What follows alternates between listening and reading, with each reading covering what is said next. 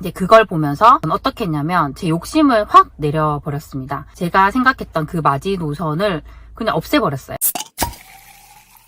안녕하세요, 세비티입니다. 오늘도 시간이 잠깐 나서 영상을 좀 찍어보려고 합니다. 최근에 구독자분께서 주신 질문인데 잠깐 읽어볼게요. 지방 아파트 전세 끼고 매매하려는데 2년 뒤 매도할 때 주의점도 알려주세요. 만약 세입자가 계약갱신 청구권을 쓴다고 하면 낮은 전세가에서 전세 끼고 팔아야 하는데 그걸 받아줄 수요가 있을지 그런 게 걱정돼서요. 이렇게 이제 지방 아파트에 투자를 하고 싶은데 2년 뒤에 이걸 팔 수 있을지 이제 그 부분에 대한 내용이었어요. 근데 이뿐만 아니라 정말 많은 분들이 고민을 많이 하세요. 우리가 항상 매수는 쉽지만 매도가 어렵다고 하잖아요. 저도 매도를 해봤지만 확실히 매도가 정말 어려웠고 제가 원하는 대로 잘 되지 않더라고요.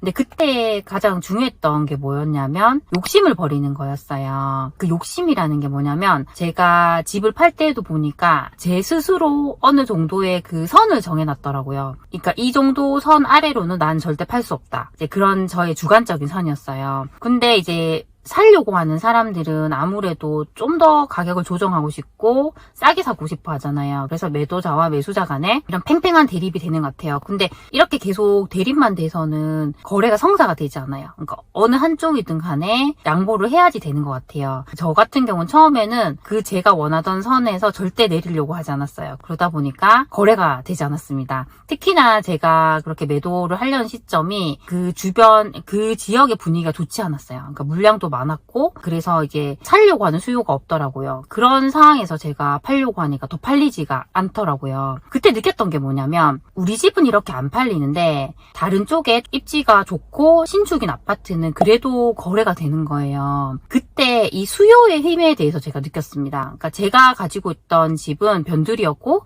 그렇게 수요가 많지 않은 곳이었어요. 그런데 이런 곳은 확실히 뭐 하락기나 부동산 분위기가 안 좋게 변하게 되면 수요가 확 빠져버려요. 그런데 그래도 좀 더 사람들이 선호하는 곳들은 확실한 그 수요층이 있기 때문에 그렇게 분위기가 좋지 않은 가운데서도 사람들이 집을 사고 싶어 하고 거래가 되더라고요. 제가 그걸 보면서 이 입지의 차이에 따라서 이렇게 수요가 다르구나 그걸 좀 확실하게 알았던 것 같아요. 이제 그걸 보면서 어떻게 했냐면 제 욕심을 확 내려버렸습니다. 제가 생각했던 그 마지노선을 그냥 없애버렸어요. 그리고 정말 제 집이 마음에 든다고 하셨던 분이 계셨어요. 그분이 거의 원하는 가격으로 웬만큼 좀 조정을 해서 좀 싸게 팔아버렸습니다. 근데 우리가 이렇게 매도를 할 때 중요한 게 뭐냐면 일단 내가 샀던 가격보다 내가 비싸게 팔면은 저는 만족할 수 있다고 생각을 해요. 근데 사람들이 그 부분에 대해서도 욕심을 부리는 것 같아요. 그러니까 내가 샀던 가격보다 올랐지만 나는 그래도 좀 더 내가 돈을 받고 싶다 이런 마음인 것 같아요. 근데 그런 걸 다 누리려고 하면 제대로 제때 매도할 수가 없더라고요.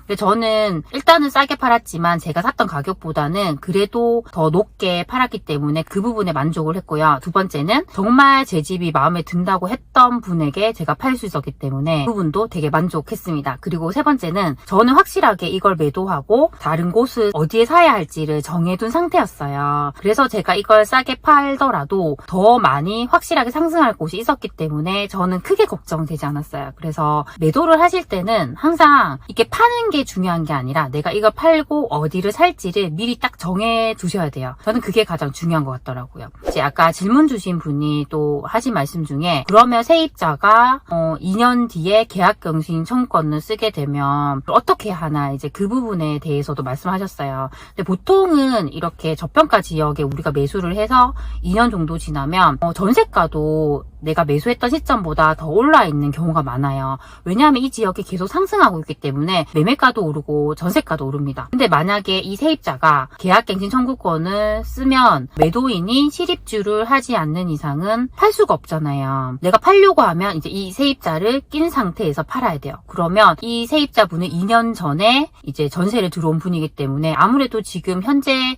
전세 시세보다 낮게 돼 있어요.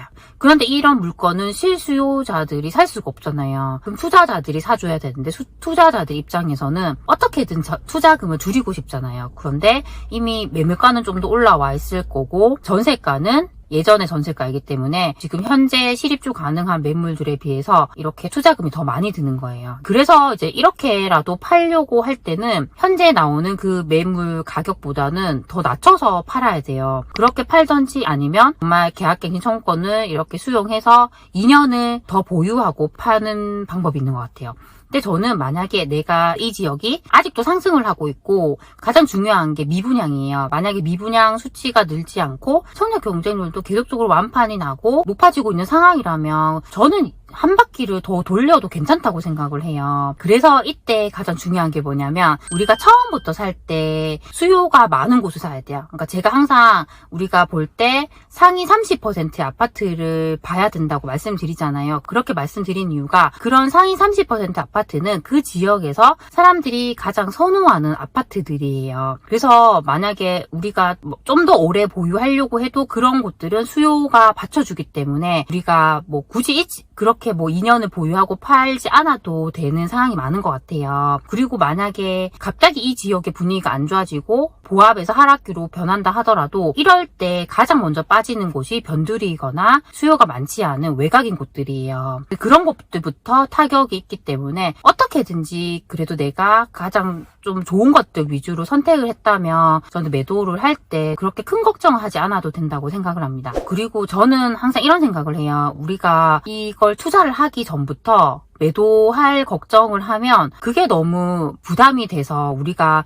매수를 하는 걸 주저하게 만드는 경우도 되게 많더라고요. 그러니까 지금 내가 이걸 살지 말지부터 확실하게 결정을 해야 되는데 그걸 결정하기 전부터 이걸 어떻게 팔아야 되나 그걸 걱정을 하면 지금 사는 순간도 이걸 사는 것도 확실하게 결정을 못하는 경우가 많더라고요. 그래서 저는 매도도 중요하긴 하지만 최대한으로 내가 살 때 정말 상위 30%이고 제대로 된 곳이고 수요가 많은 곳을 산다면 내가 매도할 때도 크게 걱정하지 않아도 된다고 생각을 합니다. 그리고 항상 우리는 내가 그 지역에 있는 물건을 샀다고 하면 항상 모니터링 해야 돼요. 이 지역에 갑자기 입주 물량이 점점 많아지는지 아니면 미분양이 늘어나는지 청약 경쟁률이 갑자기 안 좋아진다던가 그런 지표들을 계속적으로 확인해야 됩니다. 그렇게 하면서 만약에 정말 갑자기 이 지역이 분위기가 안 좋아지는 징후가 나타난다면 그걸 뭐 세입자를 낀 상태에서 정말 급하게 매도할 수도 있는 거예요. 그렇지 않은 경우라면 아까 저처럼 좀 더 전세를 한 바퀴 더 돌려서 뭐 4년 뒤에 매도하는 방법도 충분히 고려할 수 있어요.